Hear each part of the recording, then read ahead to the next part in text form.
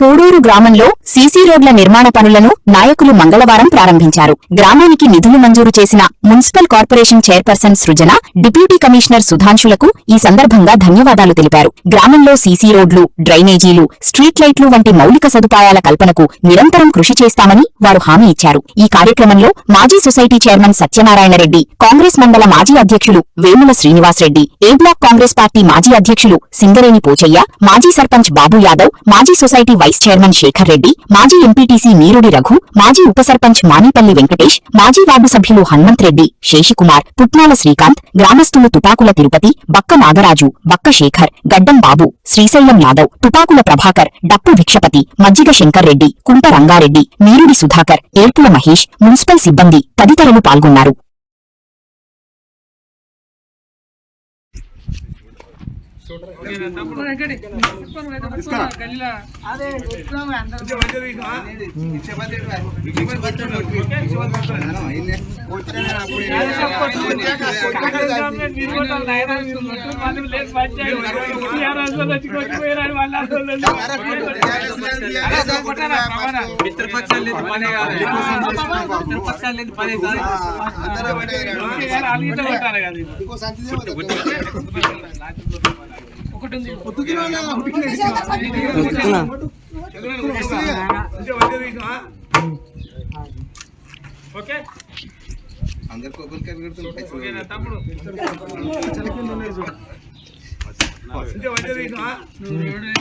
Bill వస్తుంది.